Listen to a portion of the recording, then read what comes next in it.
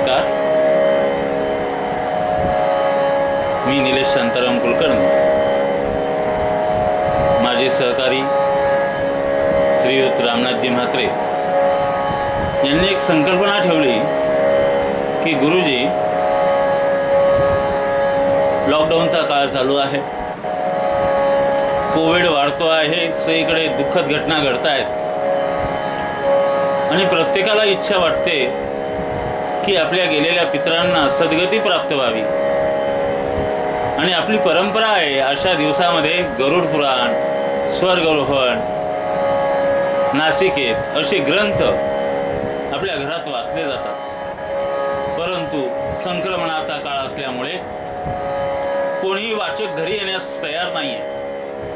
तर गुरुजी, आपण का नाही लोकांना सेवा द्यावी याकरता आजपासून आपण गरुड पुराण नावाच्या पुराणाची म्हणजेच ग्रंथाची सुरुवात करीत आहोत.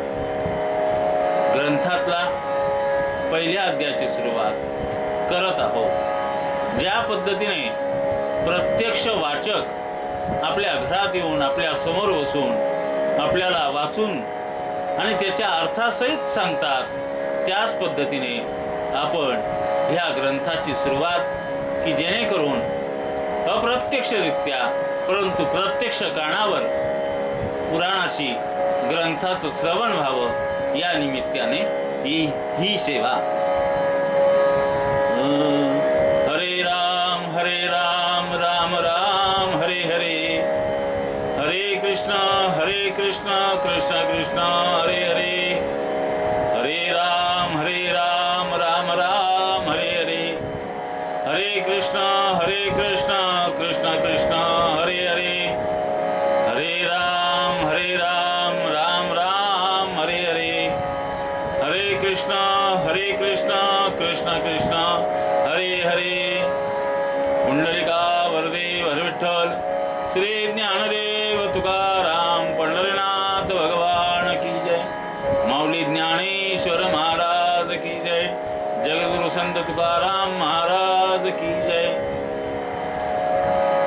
विगणेश्वराय वरदाय सुरप्रियाय लंबोदराय सकलाय जगद्दिताय नागाननाय श्रुतियज्ञ विभूषिताय गौरे सुताय गणनाथ नमो नमस्ते.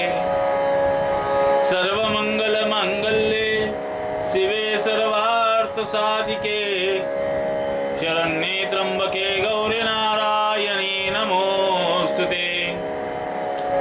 यत्र योगेश्वर कृष्णो यत्र पार्थो धनुर्धरा तत्र श्री विजोर्भूतिर दुर्वाणीतिर्मतिर्मम. कैलास राणा शिवचंद्रमौळे फणींद्र माता मृकुटे दळाळी कारुण्य सिंधू भवदुःखारे तुझवीन शंभो मदकोण तारी. गुरुर्ब्रह्मा गुरुर्विष्णू गुरुर्देवो महेश्वरा गुरुर साक्षात परब्रह्म तस्मै श्री गुरवे नमः. श्री गणेशाय नमः, श्री सरस्वतये नमः, श्री गुरुभ्यो नमः. जय सद्गुरु कर्पूर गौरा अनन्य भक्तांच्या माहेरा चतुराननादी सुरवरा स्मररा अगम्य तो. भक्तवत्सला भक्तपाळका नमन माझे गणनायका. आदित्यानी कसांतका देवी अंबिका नमस्कारू.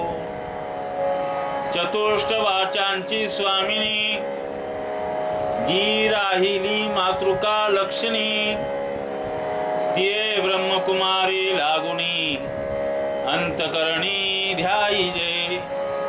सकळ देवतांस शिवासी पुन्हा नमस्कारुणी आज्ञेसी. मागुनिया प्रेतकल्पासी प्राकृतासे आरंभितो. या ठिकाणी ग्रंथकर्त्याने जो गणांचा नायक आहे, जी अधिदेवता आहे, अशा गणेशाचं स्मरण करून अधिमाया, अधिशक्ती, महालक्ष्मी, महासरस्वती या भगवतीचं, अधिशक्तीचं स्मरण केलेलं आहे.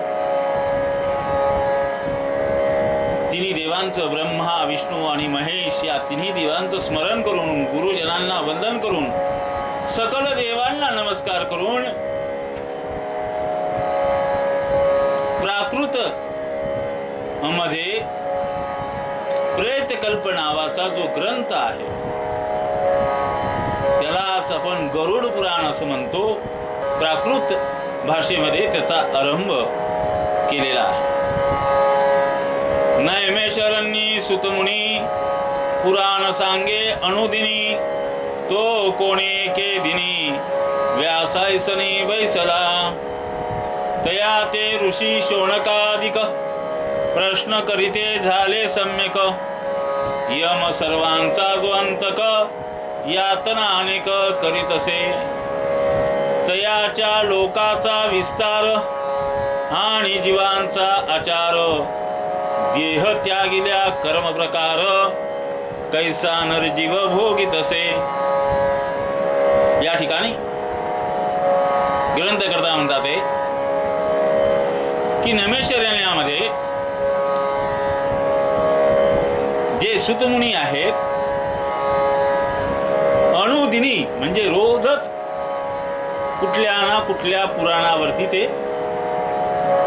आपल्या भक्त मंडळीला म्हणजेच ऋषी मुनींना ते पुराण समजावून सांगत असतात. एकदा सूत व्यासासनावर बसलेले असताना शौनकादिक ऋषी त्या ठिकाणी आले आणि शौनकादिक ऋषींनी नमस्कार करून सूत मुनींना प्रश्न केला की हे मुनिवर्य, आम्हाला जो यम सर्वांचा अंतक आहे त्याच्या यातना कशा आहेत, त्याच्या लोकाचा विस्तार, यमनगराचा विस्तार कसा आहे, तिथे जीव गेल्यानंतर त्याचा आचार, त्याचा आहार, त्याचा विचार कसा आहे, आणि ज्या जीवाने देह त्याग केल्यानंतर त्याचे जे कर्म आहेत ते त्याला कसे भोगावे लागतात ते तुम्ही आम्हाला सांगावं असं शौनकादिक ऋषी सूतमुनींना म्हणतायत. हे अत्यंत निरूपण पुराण संज्ञा संक्षेपाण आम्हा सर्वासी कथन एकीकडून पैकी जे. ऐसा ऋषीचा प्रश्नार्थ ऐकोणी सुतहर्षयुक्त दृढ धर्म वृक्ष भगवंत तयासी नेमस्त सविससे. म्हणे वृक्षरूपी तू भगवान, वेद तुझे स्कंद जाण, पुराणे त्या शाखा गहन, यज्ञ सदक्षिण ती कुसमे. ऐसा वाढला जो वृक्ष तयाचे फळ असे मोक्ष. वृक्षरूपी सर्वसाक्ष जो प्रत्यक्ष सर्वा घटी, तो सर्वांचे करी कल्याण. म्हणून नमस्कारिला भगवान, मग म्हणे ऋषीला गुण, पूर्वी संपूर्ण गरुड जो का. मग या ठिकाणी शौनकादिक ऋषी म्हणतात की असं कथन करा की आम्हाला एक एक शब्द निशब्द आम्हाला तो समजला पाहिजे, आमच्या मनामध्ये उतरला पाहिजे. अशी शौनकादिक ऋषींची प्रार्थना ऐकल्यानंतर सूत हर्षयुक्त आनंदित होतात आणि म्हणतात की जर असा श्रोता असेल तर मलाही सांगण्यास आनंद वाटेल. परंतु पहिल्यांदा भगवंताचं स्मरण करतायत सुतमुनी. म्हणतात आहेत की हे भगवंता तू वृक्षरूप आहे, पण तुझं वृक्ष म्हणजे वेद तुझे काय आहेत तर स्कंद आहे. वेद तुझं खोड आहे तर पुराणे त्याच्या शाखा आहेत, फांद्या आहेत, तर यज्ञ त्याची कुसुम आहे. यज्ञ याग म्हणजे त्याचे फुलं आहेत. आणि असा जो वृक्ष वाढलेला आहे त्याचं फळ काय आहे. जर जो एखादा भगवंत म्हणजे स्कंद, पुराण, वेद आणि यज्ञ याग करतो त्याला निश्चितच मोक्ष हे त्याचं फळ आहे. त्याला फळ काय मिळतं? मोक्ष नावाचं फळ मिळतं. तर अशा वृक्षरूपी सर्व साक्षी असणाऱ्या प्रत्यक्ष सर्वांच्या घटाघटामध्ये भरलेल्या या नारायणाला माझा नमस्कार असो असं सुतमुनी म्हणतात आहे. आणि नमस्कार केल्यानंतर ऋषींना सांगतात की जे गरुडाने सुपूर्ण म्हणजे जो गरुड जो ताक्षारी आहे त्या गरुडाने भगवंताला जे विचारले आणि भगवंताने जे गरुडाला सांगितले तेच मी तुम्हाला सांगण्याचा प्रयत्न करेन.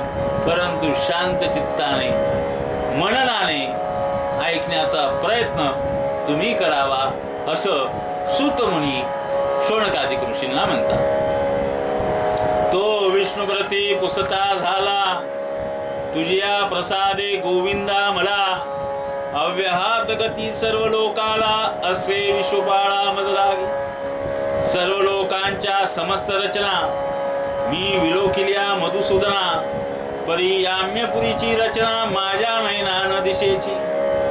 जेथे पीडिती पापी जन तेथे नाही माझे गमन या हेतूने तुम्हा लागून प्रभू प्रश्न करीत असे.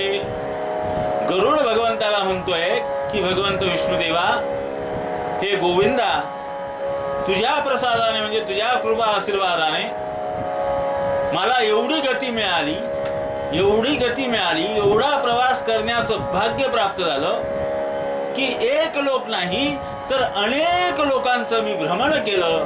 अनेक लोकांचे नगर कसे आहेत, तिथलं शासन कसं आहे, तिथलं राज्य कसं आहे ते सगळं बघितलं. पण हे मधुसूदना याम्यपुरीची रचना मला बघायला भेटली. माझ्या डोळ्यांनी माझ्या नयनांनी माझ्या डोळ्यांनी ती कधी बघितलीच नाही. त्या याम्यपुरीमध्ये त्या यमनगरीमध्ये जे पापीजन तिथे असतात त्यांचं काय असतं, त्यांचं नगर कशी आहे, त्यांची रचना कशी आहे, तिथलं राज्य कसं आहे, तिथलं शासन कसं आहे याबद्दल मला यत्किंचितही माहिती नाही देवा. तरी हे देवा मला याची माहिती व्हावी या हेतूने मी तुम्हाला हा प्रश्न केला असं गरुड भगवंताला म्हणतात. घोर लोकी भरतखंड विख्यात लवण समुद्रे जे वेष्टित चतुर्वर्ण समायुक्त जन्म मानुष्यात होत असे.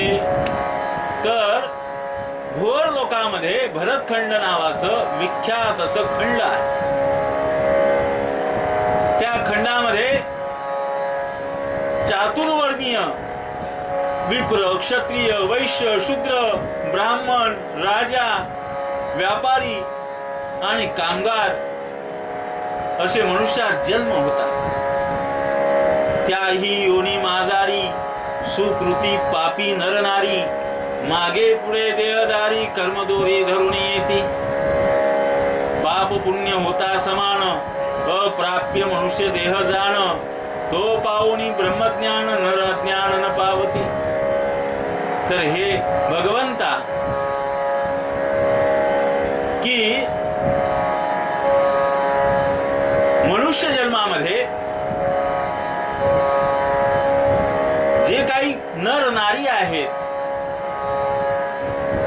ते कुठल्या वर्णाचे आहेत, कुठल्या लिंगाचे आहेत हे महत्वाचे नाही. ते पुरुष असो, स्त्री असो, नपुसक असो, वैश्य असो, विप्र असो, क्षत्रिय असो, शूद्र असो,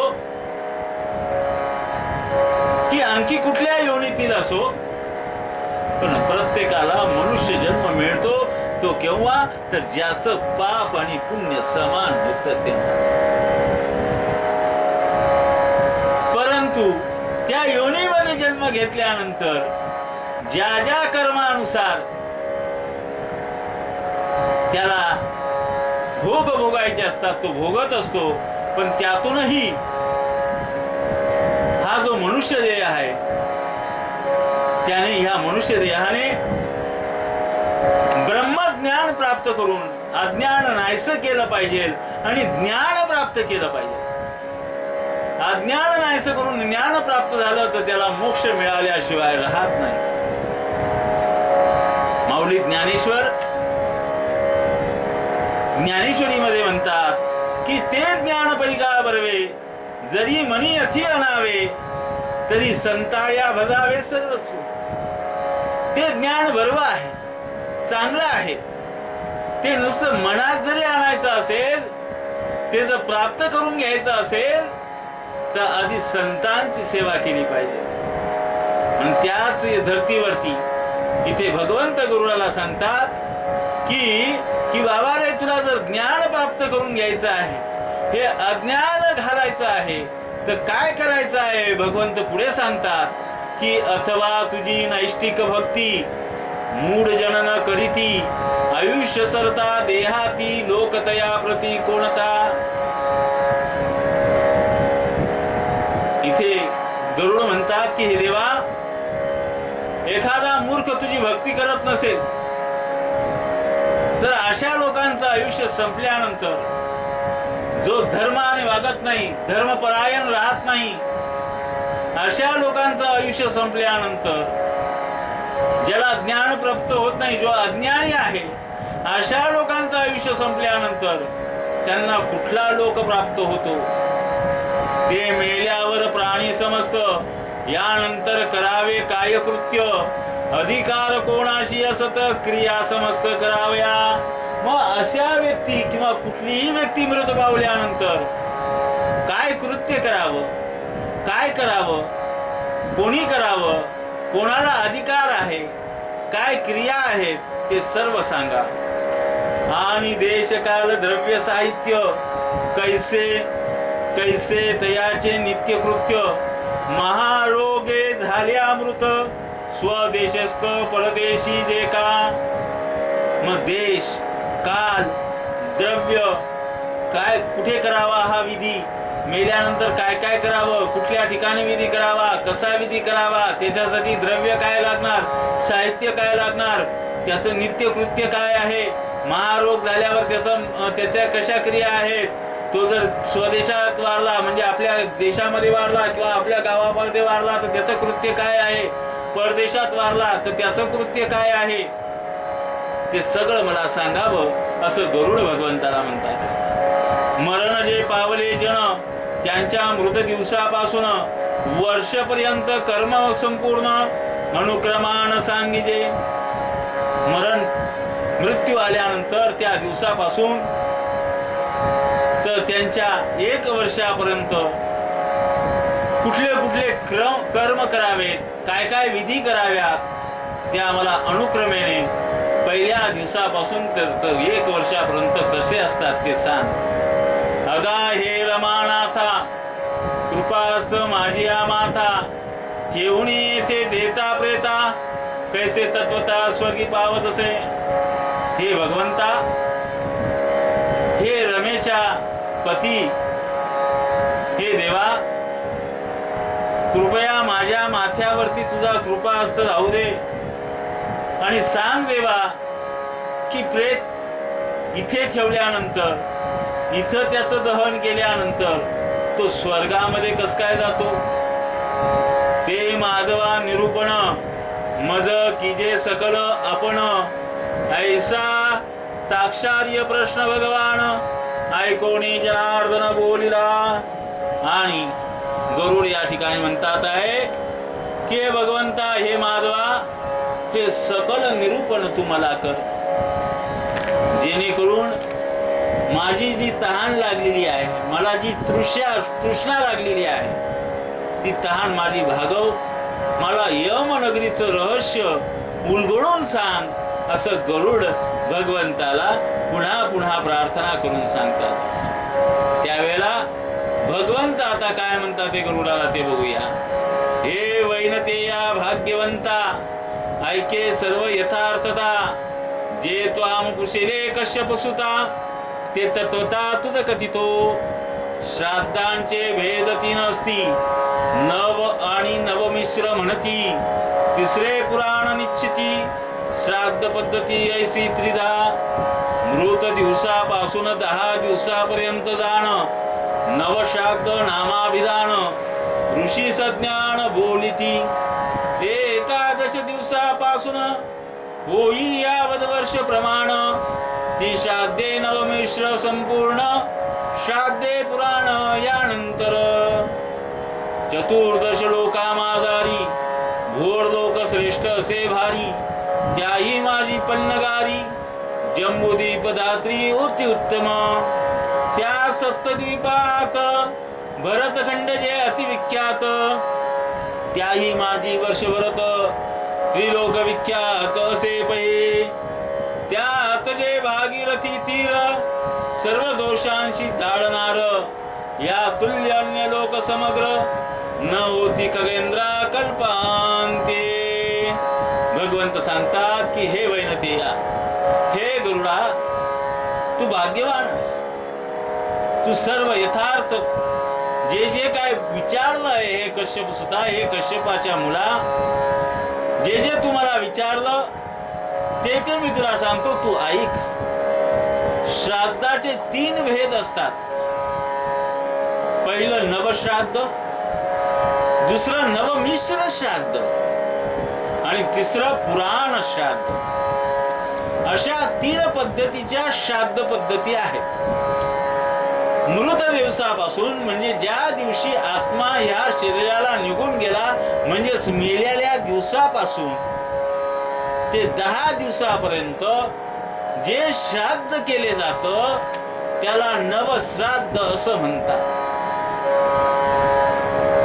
10 दिवसानंतर म्हणजेच 11व्या दिवसापासून ते 1 वर्षापर्यंत जे प्रत्येक महिन्यामध्ये मासिक श्राद्ध केले जातं त्याला नवमिश्र श्राद्ध म्हणतात. आणि 1 वर्षानंतर जे जे श्राद्ध होतात त्याला पुराण श्राद्ध असं म्हणतात. हे गरुडा, चतुर्दश लोक म्हणजे 14 प्रकारचे लोक आहेत. या 14 प्रकारच्या लोकांमध्ये भुवर लोक फार श्रेष्ठ आहे. म्हणजे पृथ्वी लोक हे फार सुंदर आहे, श्रेष्ठ आहे. त्या पृथ्वी लोकांमध्ये जम्बूद्वीप अतिशय उत्तम आहे. आणि त्या जम्बूद्वीपाच्या आतमध्ये भरतखंड जे आहे ते अतिविख्यात आहे. आणि या भरतखंडामध्ये भरत वर्ष जे आहे ते 3 लोकांमध्ये श्रेष्ठ आहे. त्यात जे भागीरथी तीर आहे ते सर्व दोषांना जाळणारा आहे. मनुष्याने आपल्या जीवनामध्ये कर्म करीत असताना कळत न कळत अनेक केलेले दोष आहेत, ते दोष जाळण्याचं काम भागीरथी करते, म्हणजे गंगेमध्ये केलं जातं. एका सुभाषितकाराने फार सुंदर म्हटलेलं आहे की बाबा रे, सुभाषितकार म्हणतो आहे की अन्य क्षत्रे कृतम पापम तीर्थक्षत्रे विनश्यति किंवा पुण्यक्षत्रे विनश्यति. सुभाषितकार म्हणतो की अनेक ठिकाणी केलेलं पाप, एखाद्या तीर्थाच्या ठिकाणी, एखाद्या पुण्याच्या ठिकाणी किंवा भागीरथीच्या ठिकाणी म्हणजे गंगेच्या ठिकाणी गेल्यानंतर तिथे त्या पातकांचं काय होतं, नाश होतं, निर्दलन होतं. परंतु तीर्थक्षेत्रे किंवा पुण्यक्षेत्रे कृतम पापम वज्रलेपो भवति. सुभाषितकार म्हणतो की अनेक ठिकाणी केलेलं पाप तीर्थक्षेत्रावर नाहीसं होतं, परंतु तीर्थक्षेत्रावर जर पातक आपल्या हातून घडलं तर ते वज्रासारखं आपल्या अंगाला चिटकतं, तनाला, आपल्या मनाला, आपल्या कर्माला चिटकतं आणि ते कदापिही नाहीसं होत नाही. परंतु भगवंत इथं या ठिकाणी सांगतात की हे खगेंद्रा, हे गरुडा, भगीरथी म्हणजे मी स्वतः आहे, मत स्वरूप आहे. ती भागीरथी मत स्वरूप ब्रह्मांडही जाणते अल्प, ते सर्व जीवांचा जल्प शास्त्र रूप पैसे. मी स्वतः भागीरथी आहे किंवा ती गंगाच मी आहे, असं भगवान त्या गरुडाला सांगतात. जे शास्त्राप्रमाणे आचार करीती ते मेले अथवा जिवंत असती, परितयांशी दुर्गती न घडे निश्चिती कधीही. जे शास्त्राप्रमाणे, जे धर्मशास्त्राने जो आपल्याला कायदा घालून दिलेला आहे, त्या धर्मशास्त्राप्रमाणे जे आचरण करतात ते मेले किंवा जिवंत असतील तरी सुद्धा त्यांची दुर्गती होत नाही. जिवंत असतानाही दुर्गती होत नाही आणि मेल्यानंतरही दुर्गती होत नाही, त्याला शास्त्र प्रमाण. जे टाकुने शास्त्र मार्गाते वर्तताती कामचाराते, ते धरुणी पाप मार्गाते दुर्गती ते पावती. जे शास्त्र मार्गाला टाकून देतात, स्वतःच्या मनाला स्वैराचाराप्रमाणे जसे वागता येईल तसे वागण्याचा प्रयत्न करतात, अशा लोकांना दुर्गतीला जावं लागतं. जरी उपजेल पश्चाताप, तरी ब्राह्मणा प्रार्थुनी अमुप.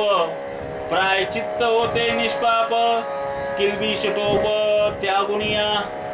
आणि जे पाप चरती, जयासी नसे ज्ञानभक्ती. प्रायचित्त नाचरतामरती, नरक भोगिती ते दारुण. भगवंत सांगतात की गरुडा, एखादा फार पापी आहे परंतु त्याला पश्चाताप झाला, आपण केलेल्या कर्माचा पश्चाताप झाला आणि तो पश्चाताप झाल्यानंतर त्याने धर्मशास्त्राचे जे ज्ञानी आहेत, धर्मशास्त्राचे जे जाणकार आहेत, त्यांना जाऊन त्यांना नमन करून नम्रतेपूर्वक आपण केलेल्या पातकांबद्दल प्रायचित्त विचारलं आणि त्यांनी सांगितलेल्या प्रायचित्ताप्रमाणे आपण जर प्रायचित्त घेतलं तर निश्चितच आपला तो दोष नाहीसा होतो आणि मरणोत्तर आपल्याला सद्गती प्राप्त होते. पण एखादा पाप केलं आणि मरणाच्या क्षणापर्यंतही त्याला आपल्या पापाबद्दल काही वाटलं नाही, तर जिवंत असतानाही त्याची दुर्गती आणि मृत झाल्यावर त्या मृत आत्म्याची सुद्धा दुर्गती झाल्याशिवाय राहत.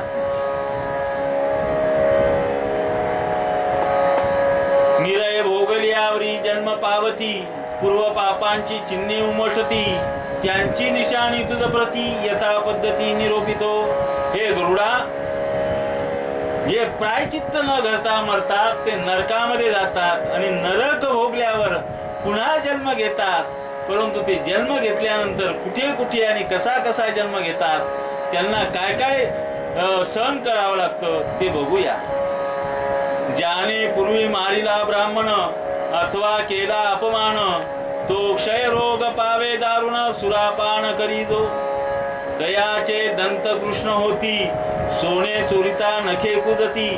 जो भोगी गुरुपत्नी दुच्छम गती त्या प्राप्त.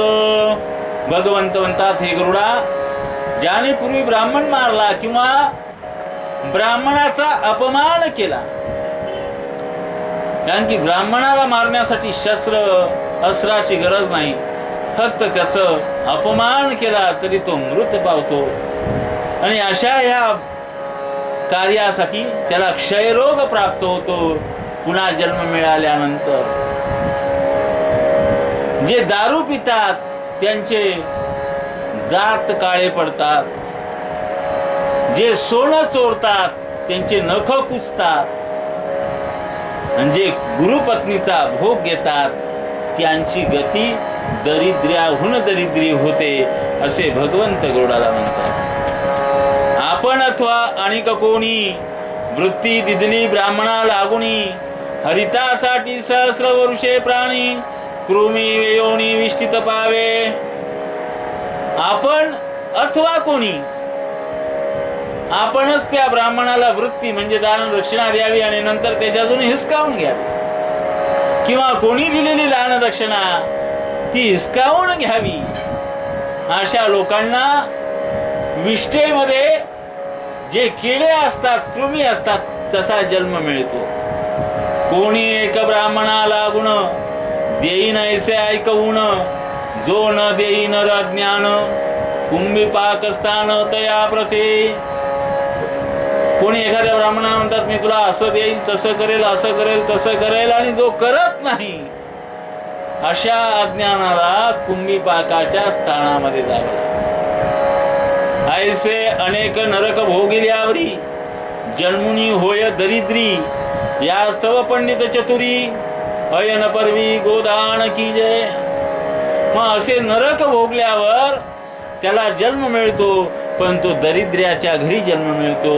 आणि मग तिथे जन्म गेल्यानंतर मग तिथे सुद्धा काय होतं, पहिल्या जन्मामध्ये फार पंडित असेल, फार ज्ञानी असेल, फार विद्वान असेल, लोकांना ज्ञान शिकवत असेल, परंतु स्वतः कुठलं दान धर्म कुठल्याही प्रकारचं काही करत नसेल, असा पंडित जरी असेल तर पुढच्या जन्मामध्ये नरक भोगल्यानंतर त्याला दरिद्र्याच्या घरी जन्म घ्यावा लागतो. म्हणून मृत्यूच्या आधी, मृत्यू येण्याच्या आधी एकदा का होईना गोदान करावं, गाईचं दान करावं. एका गोदाने निष्पाप होत, हे अज्ञान पापाचे प्रायचित्त, बुद्धिपूर्वकाशी स्मृत्युक्त प्रायचित्त करावे. एखादा अज्ञानी आहे, मूढ आहे, मूर्ख आहे, आणि त्याच्याकडून कळत कळत घडलेले हे पाप आहे, त्याने जर गोदान केलं तर निश्चित त्याचं हे सगळं नाहीस होईल. पण ज्याला बुद्धी आहे, ज्याला हे जाणतंय, जाणून जाणते झालेला आहे, जाणतेपणे न जाणता झालेला आहे, अशाला प्रायचित्त घेणंच गरजेचं असतं, असे या ठिकाणी भगवंत गरुडाला सांगतात. एक पंथी पुण्य करावे, पुण्य कर्त्यासी सेवित जावे, क्षणभंगुर देह स्वभावे, परिजाणावा अलभ्य रावा. ऐसा प्राप्त होनी देह, जे न सेविती साधू समूह, सर्वा देखता पडे देह, ठाकुनी परिग्रहा जात असे. ऐसे जाणून या खगपती, धर्मार्थ लावावी संपत्ती, गृहामध्ये धनाची वस्ती, सरुद सांगाती स्मशानी, शरीर ते अग्नी चाळीत, पाप पुण्य सवे येत, पापे नर असल्या लिप्त, निरय प्राप्त जाणीजे. पुण्यवान माणसं जर पुण्य करता येत नसेल तर पुण्यवान व्यक्ती ज्या आहेत, जे संत आहेत, साधू आहेत, ऋषी आहेत, मुनी आहेत, त्यांची सेवा करा. कारण की त्यांच्या सेवेने आपले केलेले कळत न कळत पातक दूर होतात. कारण की त्यांच्या सेवेने आपल्याला माहीत नसेल क्षणभंगुर हा देह आहे, ह्या देहाचा क्षणभरही भरोसा नाही. म्हणून तुकाराम महाराज एका ठिकाणी म्हणतात, क्षणोक्षणी हाची करावा विचार, तरावया पार भवसिंधू. काय तर तरावया पार भवसिंधू. भवसिंधू जर तरुण जायचं आहे तर काय विचार करा, तर साधू संतांची सेवा करा.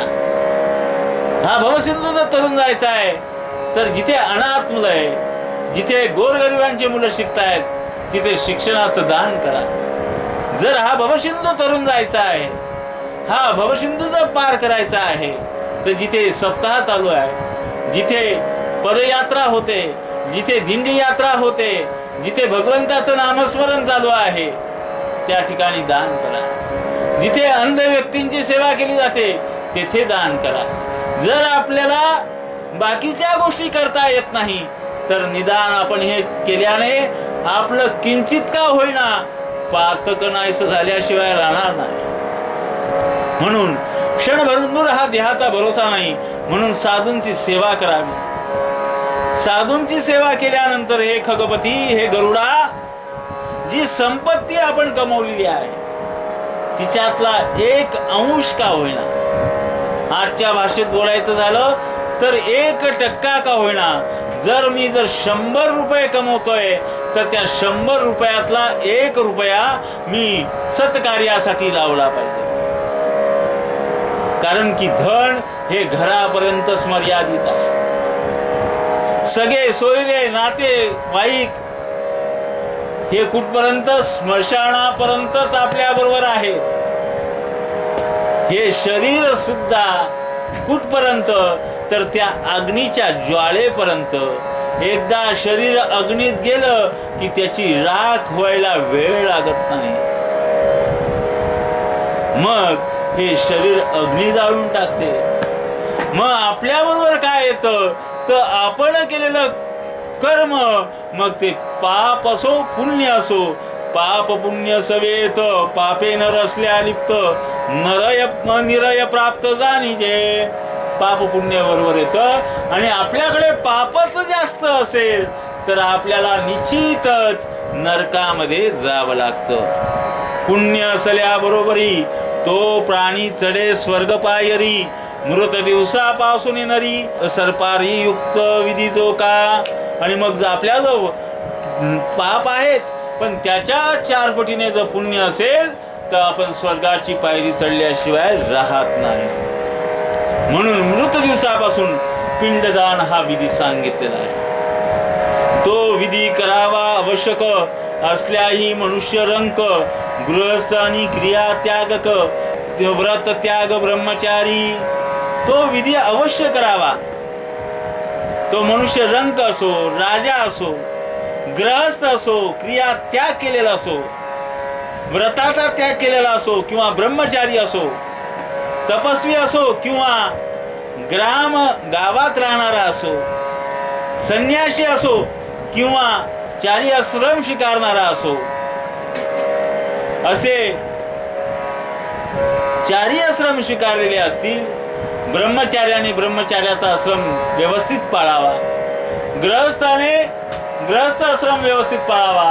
गृहस्थ आश्रमामध्ये मुलांची उत्पत्ती करावी, त्यांना चांगला सन्मार्ग दाखवावा, धर्म आचरण करावं, आपल्या अतिथीचं स्वागत करावं, येणाऱ्या यात्रेकरूला पोटभर भोजन द्यावं, दान द्रव्य दक्षिणा कराव्या.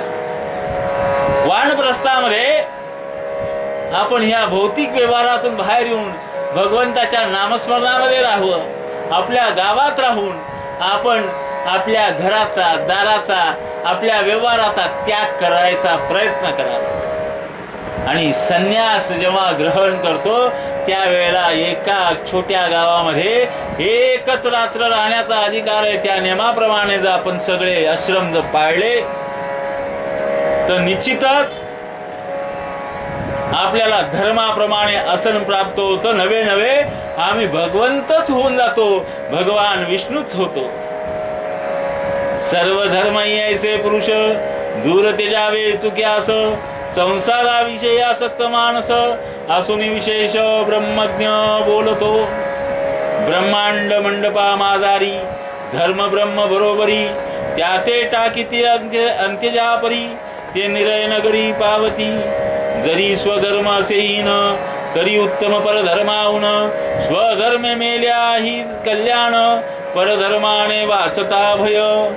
तस्मात या उभय लोकात आचार श्रेष्ठ असे सत्य, आचारहीनासी वेद पुनित, न करीती नित्य पठता येई. मग या ठिकाणी काय सांगतात आहे की बाबा धर्म हा ब्रह्मदेवासारखा आहे. ब्रह्मांड आणि धर्म हे वेगवेगळे नाही. जो धर्माच्या आचरणाप्रमाणे राहतो, जो स्वधर्माचं जो कसाही असेल परंतु त्या स्वधर्मामध्ये राहून त्याचे गुणगान गातो, त्या धर्माच्या प्रमाणे आचरण करतो, तो हा भवसिंधू तरुण जातो. परंतु तो जो स्वधर्माला सोडून त्याग करून दुसऱ्याचा धर्म स्वीकारतो, त्याच्यासाठी नरकच सांगितलेला आहे. तस्मात या उभय लोकात आचार श्रेष्ठ सांगितलेला आहे. सत्य, आचार, विचार, आहार हे सगळे जे आहेत हे मनुष्य जन्मासाठी फार नित्य नियमावली धर्माने दिलेली. आज आपला आहार आपण बघतोय, बेड टी घेतो. बेड टी सकाळी उठल्याबरोबर तोंड न धुता, आंघोळ न घालता, दात न घासता बेड टी घेतो. पण या ठिकाणी आचार धर्म जो आहे तो फार महत्वाचा आहे. आणि तो महत्वाचा धर्म सांगतायत भगवंत की धर्माने जे जे सांगितलेलं आहे, कितीही संकट आलं, काही झालं तरी धर्माचं रक्षण करावं. आणि धर्माचं रक्षण केलं, सात्विकताची मैत्री धरली, सात्विकाची संगती धरली तर अनेक दोष निघून जातात. पण राजस आणि तामसाची जर संगती धरली तर आपल्याला दोष निर्माण झाल्याशिवाय राहत नाही.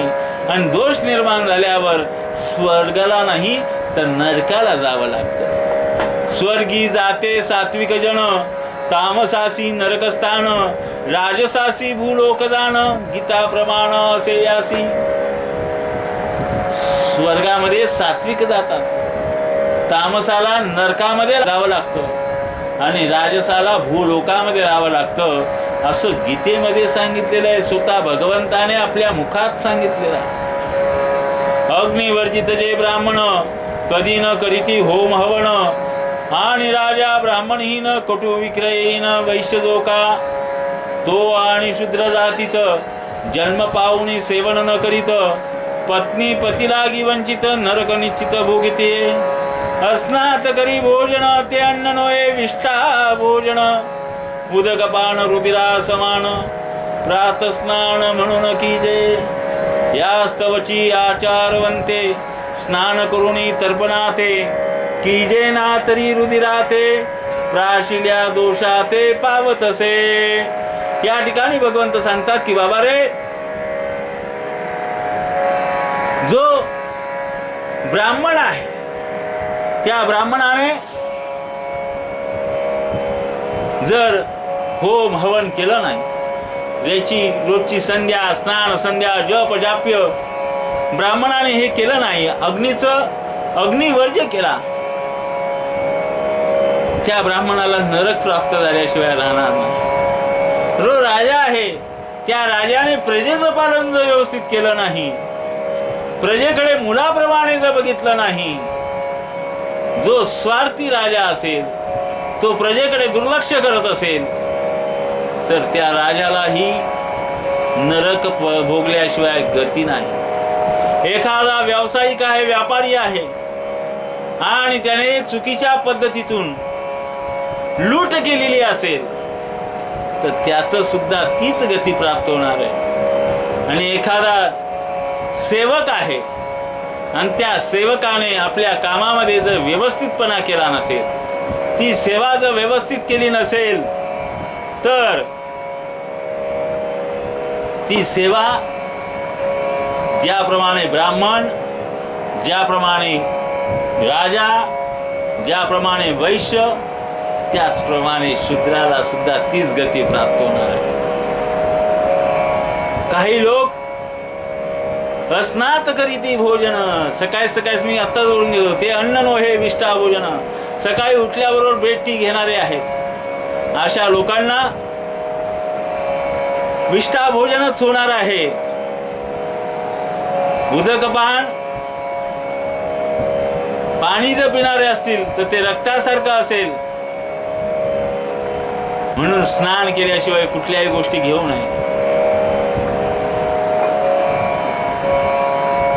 स्नान केल्याने अनेक दोषांचं नाश पावतात.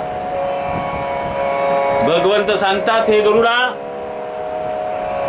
कंड शेषणादी पंचसून याचा दोष असे गहन, म्हणून प्रायचित्तार्थ जाण. पंचसुलक्षण यज्ञ निर्मिले, ते न टाकावे एकही दिवस. टाकिता घडे निरयवास, अल्प अन्यायी दंड विशेष. यमधर्म सरस करीत असे, सदा शौची यज्ञ कीजे. धर्म मूल शौच जाणीजे, बाह्य शौच मृजिले कीजे. अंतरी धरीजे शुद्ध भाव, काम क्रोध आणि लोभ हे अंतरमल स्वयंभ. त्रय उपायी तिहेचे कोंब, निर्मूल सुलभ क्रम कीजे. काम चिंकावा धैर्य करून, शांतीने कीजे क्रोधहानी. संतोषे लोभाची निशाणी, सुज्ञानी मोडावी लीला मात्रे. दान अध्ययन आणि होम, या धर्मे ब्राह्मण उत्तम. गती पावे तरांशी सुगम, दान निसंभ्रम गतिप्रद. जिही पूर्वी न केले दान, ते नर दरिद्री होऊन. दीनवाणी बा कोणी अन्य, मागती मलिन होणी अति. तस्मात यथाशक्ती दान द्यावे, परश्रीसी सर्वता त्यजावे. भोगिता प्राप्त स्वभावे, होईन भोगवे भोगवे तैसा नरक. भगवंत म्हणतात गरुडा, सात्विकाची संगती करून स्वर्ग प्राप्त करता येतो. तामसाची संगती करून नरक प्राप्त करता येतो. राजसाची संगती करून भूलोक प्राप्त करता येतो. गीता सांगते की सात्विकाची संगती कर. ब्राह्मणाने अग्निवर्जन करू नये. ब्राह्मणाने दान घ्यावे, परंतु त्याच परीने दान द्यावे. क्षत्रियाने म्हणजे राजाने प्रजेची मुलाप्रमाणे सांभाळ करावा. आपल्या जन्मामध्ये जर आपण दान दिलं नाही तर पुढच्या जन्मी तो दरिद्री होऊन, दीनवाणी होऊन भिक्षा मागतोय दारोदारी जाऊन. म्हणून यथाशक्ती दान करावं. परस्त्रीला माते समान समजावं. परस्त्रीला त्यजावं, तिचा भोग घेऊ नये. जर परस्त्रीचा भोग घेतलास तर नरक प्राप्त झाल्याशिवाय राहणार नाही. नहुषे शशीची इच्छा धरिली, चंद्राने गुरुपत्नी भोगिली. प्रजापती लागी भुली पडली स्वकन्या देखता. वृषभध्वजे पाहुनी मोहिनी, मोह पावला देव शिरोमणी. तस्मात स्त्रियानी सुराप्राशनी, मोह झडपणी होत असे. भगवंत म्हणतात हे गरुडा, भल्या भल्यांची वाट लागली. त्या इंद्राने अहिल्यासारख्या पवित्र देवीचा भोग घेतला. चंद्राने गुरुची पत्नी भोगली. ब्रह्मदेवाला विसर पडला. त्या भगवान शंकरास मोहिनीच्या पाठीमागे वेडे झाले. आणि त्यांची गती काय झाली हे सगळं आपण ऐकतोय, बघतोय.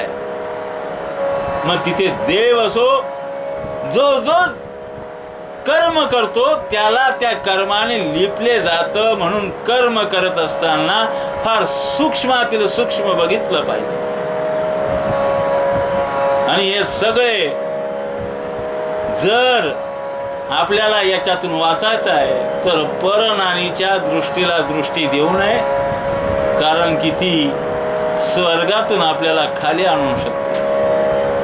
विश्वामित्रांनाच घ्या, अनेक वर्षाची तपश्चर्या करून सुद्धा त्यांना ब्रह्म ऋषी होण्यासाठी बरेच परिकाष्ठा करावी लागली, कारण की मेनकीच्या दृष्टीमध्ये ते अडकले. म्हणून नारीपासून सावध राहावे, व्यसनांपासून सावध राहावे. सुरा म्हटले दारू, दारू आपण म्हणतो दारूने दात काळे पडतात. कर्म करताना ज्या ज्या ऋतुकाळ असेल तसे दान करावे. जैसे शीतकाळी उष्णकाळी तैसे कर्म करावे. वर्षाकाळी जेणे पावे सुकणवाळी दुःख काजळी न लागले. कदा असं दान करा की थंडीच्या दिवसामध्ये उन्हाळ्याचं दान करू नका, उन्हाळ्याच्या दिवसामध्ये पावसाळ्याचं दान करू नका, पावसाळ्याच्या दिवसामध्ये थंडीचं दान करू नका. थंडीच्या दिवसामध्ये ज्या गरजवंताला गरम वस्तूंची गरज आहे तेच दान करा. पावसाळ्यामध्ये छत्र, पावसापासून ज्याचे संरक्षण केले जाईल असं दान करा. उन्हाळ्यामध्ये उन्हाळ्यापासून संरक्षण केलं जाईल असं दान करा. जेणेकरून जो दान घेणारा आहे त्याला सुख प्राप्त झाल्यानंतर तो तुम्हाला सुखद आशीर्वाद देईल आणि तुमच्या ज्या मार्गामध्ये तुमच्या कळत न कळत घडलेले दोष कमी होतील. म्हणून जीवनामध्ये दान केलं पाहिजे. भगवान विष्णूंचं, भगवान शिवाचं स्मरण करा आणि असं 3 वेळा भजन करा, उत्तम स्मरण करा, संध्या करा. आणि हे सगळं केल्यानंतर अनुष्ठान जर तुम्ही नियमाने केलं, सकाळी काकडा, सायंकाळी हरिपाठ, दुपारी ज्ञानेश्वरी किंवा आपल्याला ज्या ज्या पद्धतीने भगवंताचं नाम घेता येईल त्या त्या पद्धतीने जर आपण केलं तर निश्चितच आपल्याला मोक्ष मिळाल्याशिवाय राहणार नाही. विष्णू भक्ता वाचुनी प्रसूत तिजोनी वंद्या उत्तम सत्य यास्तव सर्व अवस्थात धर्म नेमस्त अनुष्ठावा. म्हणून धर्माचं आचरण करा. अर्थ आणि काम जाणं हे अनर्थाचे दोघे कारण. पैसा सुद्धा आणि काम सुद्धा हे दोघंही अनर्थ करणार आहे. जास्त पैसा आला तरी माणूस व्यभिचारी होतो आणि जास्त काम भरला तरी तो व्यभिचारीच होतो. ऐसे जाणून मनीषीन रात्रंदीन विष्णू ते स्तविती अगा पुण्यवंता वैनतेया तुवा लोकांच्या उपकार या मज पुशिली प्रश्नचर्या ती व्याख्या तुझ प्रती सांगतो. अरे गरुडा, हे पुण्यवंता वैनतेया, तू लोकांच्या उपकारार्थ त्यांच्याकरता जो प्रश्न केला तो फार सुंदर आहे आणि म्हणूनच तू विचारलेली प्रश्नचर्या आहे त्याची व्याख्या मी तुला एक पृथक पृथक म्हणजे थोडी थोडी करून अनुक्रमाने तुला सांगणार आहे. अनुक्रमेची सांगतो तुझं सावध होणी पक्षीराज प्रश्नार्थ सर्व समज श्रवण कार्य तरुणी चित्ती. प्रश्न असावा पण त्याच्याबरोबर तुझं श्रवण कार्य चांगलं असावं. आणि हे पक्षीराजा मी अनुक्रमाने तुला सगळं सांगेन. जो धर्मशास्त्र न करी श्रवण तो न उद्धरे कदा जण ऐसे बोलिला श्री भगवान. अध्याय संपूर्ण पै होता. आणि भगवंत म्हणतात की अरे वैनतेया, अरे गरुडा, जो धर्मशास्त्र श्रवण करत नाही, जो कधी कीर्तनाला बसत नाही, कधी प्रवचनाला बसत नाही, कधी हरिपाठ चालू आहे तिथे बसत नाही, कधी काकडा चालू आहे तिथे बसत नाही, कधी ज्ञानेश्वरीचं पठण कार्य चालू आहे तिथे श्रवण करत नाही, पठण करत नाही, अशा लोकांना कसा उद्धार होणार. आणि म्हणून श्रवण भक्ती नवविधा भक्तीमध्ये श्रवण भक्ती सर्वश्रेष्ठ आहे. आणि धर्मशास्त्राने श्रवणाने अनेक जण उद्धारलेले आहेत. तरी हे वैनतेया, हे गरुडा, या ठिकाणी मी थांबणार. परंतु उद्याच्या अध्यायामध्ये, पुढच्या अध्यायामध्ये मी तुला पुढे काय काय तुझ्या प्रश्नांची उत्तरं द्यायची आहेत ती देणार. तू निश्चित श्रवण कर. हे गरुडा, मी आज तुला सांगितलं की धर्मशास्त्र, धर्माचं आचरण हे सर्वश्रेष्ठ आहे. आणि धर्म आचरणानं आणि नामस्मरण हे त्याहून श्रेष्ठ आहे. म्हणजे दोन्ही गोष्टी महत्त्वाच्या आहेत. एक धर्माचं आचरण, एक नामस्मरण, म्हणजे 2 गोष्टी महत्त्वाच्या आहेत. तिसरी गोष्टी दान जीवनामध्ये केलं पाहिजे. चौथी गोष्ट, ज्या ज्या ऋतूमध्ये जे दान करावं त्या त्या ऋतूमध्येच ते दान केलं पाहिजे. 5वी गोष्ट, दान करण्यासाठी महत्त्वाच्या गोष्टी ज्या काय आहेत त्या म्हणजे सगळ्यात महत्त्वाचं की आपण त्या पद्धतीने दान केलं पाहिजे. गरजूला दान केलं पाहिजे. आपण नेमकं दान करतो, अन्नदान करतो, पण अन्नदान कोणाला करतो? आमच्या सगळे सोयऱ्यांना, जे आमच्या बरोबरीचे आहे, ज्यांच्याकडे सगळी उपलब्धता आहे, अशा लोकांना आम्ही दान करतो. ते लोक येतात, खातात, काहीतरी भाजीमध्ये तिखट कमी झालं, मीठ कमी झालं, नावं ठेवून निघून जातात. परंतु ज्याला गरज आहे त्याला आपण हुसकावून लावतो, त्याला बसूच. कोणाच्या रूपात कोण येईल आपल्याला माहीत नाही. आणि म्हणून दान करताना ज्याला खरोखर ज्याची गरज आहे त्यालाच ते दान केलं पाहिजे. ज्याची झोळी आधीच भरलेली आहे त्याच्यामध्ये तुम्ही टाकलं तर ते दान सत्पात्री होणार नाही. म्हणून सत्पात्री दान करावं, जेणेकरून दान घेणारा आहे त्याचा सदुपयोग करेल, त्याची गरज भागवेल, अशाच ठिकाणी दान करावं. मग आपल्याला जर इतरत्र विश्वास नसेल तर अनेक प्रकारच्या ज्या गोष्टी चालतात, जिथे सत्संग चालतात, जिथे नामस्मरण होतं, जिथे मोठे मोठे नामयज्ञ होतात, जिथे जिथे अनेक प्रकारचे वाचनालय, जिथे अनेक प्रकारचे धर्मालय, जिथे अनेक प्रकारचे अनाथालय चालतात, त्या ठिकाणी दान करा. निश्चित सदुपयोग तुमचा लागेल. या ठिकाणी भगवंताने गरुडाला सुद्धा हेच सांगितलं की हे गरुड पुराणा माझारी, पवित्र पेळतकल्प भारी, गरुडासी निरूपी श्रीहरी, ऋषीशी सत्रांतरी कथी सुत. गरुड पुराणामध्ये प्रेतकल्प हे सगळ्यात श्रेष्ठ आहे. आणि हे प्रेतकल्प भगवंताने गरुडाला सांगितलेला आहे. आणि आता सूत ऋषी कोणाला सांगतात आहे? शौनकादिक ऋषींना सांगतात आहे. आणि त्यांच्या निमित्ताने आपल्याला ग्रंथकर्ता सांगतो आहे, माधव विनवी कर जोडून मी बोलिलो प्राकृत वचन. माधव नावाचे जे ग्रंथकर्ता आहेत ते हात जोडून विनंती करून सांगतात की हे मुळात जो हा ग्रंथ आहे, हे जे पुराण आहे, हे संस्कृतमध्ये वेदांच्या भाषेत आहे. परंतु मी तुम्हाला हे प्राकृत करून सांगितलेलं आहे. श्रोते साधुनी न्यूनपूर्ण. श्रोत्यांनो, तुम्ही ज्ञानी आहात, विद्वान आहात, याच्यामध्ये काही न्यूनता असेल किंवा मी सुद्धा या ठिकाणी जे बोलण्याचा, तुमच्यापर्यंत येण्याचा प्रयत्न करत आहे, कृपा करून करीत जावे. श्रोते साधुनी न्यूनपूर्ण. कृपा करून करीत जावे. न्यूनता जी आहे ती आम्हाला आमच्यापर्यंत पोचवा, आमची जी कमतरता आहे ती आमच्यापर्यंत पोचवा. निश्चित आम्ही त्याच्यामध्ये बदल करण्याचा प्रयत्न करू. इति श्री गरुड पुराणे प्रेतकल्पे गरुड नारायण संवादे प्रथमोध्याय गोढा पुंडलिका वरदेव हरविठ्ठल श्री ज्ञानदेव तुकाराम पंढरीनाथ भगवान की जय. माऊली ज्ञानेश्वर महाराज की जय. जगद्गुरु संत तुकाराम महाराज की जय. शांती ब्रह्म एकनाथ महाराज की जय.